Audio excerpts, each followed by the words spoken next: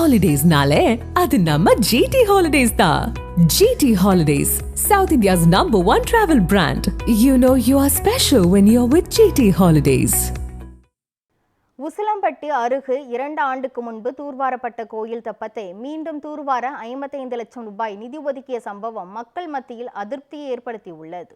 மதுரை மாவட்டம் உசிலம்பட்டி அருகே அமைந்துள்ள 1000 ஆண்டுகள் பழமை வாய்ந்த மீனாட்சி அம்மன் கோயிலில் உள்ள தெப்பம் சிதிலமடைந்த நிலையில் காணப்பட்டதை அறிந்த சிவனடியார்கள் கடந்த 2 ஆண்டுகளுக்கு முன்பு உழவார பணி மூலம் தெப்பத்தை தூர்வாரி சுத்தப்படுத்தினர். இந்த நிலையில் தெப்பத்தை மீண்டும் தூர்வார 55 லட்சம் ரூபாய் நிதி ஒதுக்கீடு செய்து பணிகள் துவங்கப்பட்டுள்ளதாக கூறப்படுகிறது.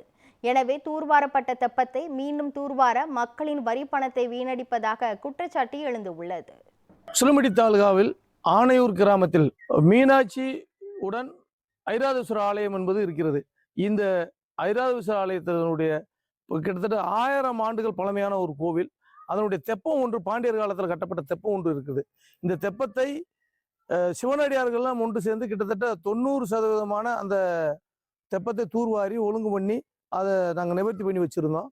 அப்படி ஒரு சூழ்நிலையில இந்த தெப்பத்தை இன்னைக்கு அறநிலைத்துறை நாங்கள் மராமத்து பண்ணி பார்க்குறோம்ன்ற பேர்ல தெப்பத்தை சுத்தம் பண்ணுங்கிற பேர்ல ஒரு 55 லட்சம் ரூபாயை நிதியை ஒதுக்கி எந்த ஒரு வேலையும் செய்யாமல் நாங்கள் மிச்சம் 10% வச்சிருந்த வேலையை கூட எந்த வேலையும் செய்யலை. ஆனா நாங்க பார்த்த வேலையவே மேற்கொண்டு ஒரு சிமெண்ட் பூசி மட்டும் வச்சு பூசி ஒரே ஒரு கல்லை மட்டும் தூக்கி ஒரு பொந்து அடைச்சிருக்கிறாங்க. அந்த கல்லை எங்களுக்கு தூங்குறதுக்கு அன்னைக்கு வசதி இல்லை.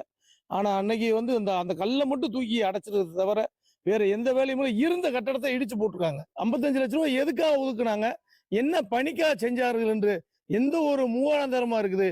அறநிலைத்துறை மக்களுடைய பணத்தை இப்படி வேஸ்ட் பண்ணிட்டு இருக்காங்க. இதை நாங்க செஞ்ச வேலையை கூட இவங்க செய்யல. இருந்த கட்டடத்தை மேல்புறத்துல இருந்த கிழக்குப்புறத்துல இருந்த கட்டடத்தை இடிச்சுட்டு இங்க அந்த தண்ணி மழை பெய்யுற தண்ணி தெருத்தண்ணீரே உள்ள போறது மாதிரி வச்சிருக்காங்க. தவிர இதுக்கு வரத்து கால்வாய் ஏற்பாடு பண்ணல. இந்த தண்ணி மழை நீர் உள்ள தெப்பத்தில் நம்புவதற்கான கால்வாயை கூட ஏற்பாடு செய்யாம இவங்க இந்த 55 லட்சம் ரூபாய் நிதியை என்ன செய்தார் என்று எங்களுக்கு தெரியவில்லை. இது கேள்விக்குறியாக இருக்கிறது. அறநிலைத்துறை என்பது அபேஸ் பண்ணும் துறையாகத்தான் இருக்குது தமிழ்நாட்டில்.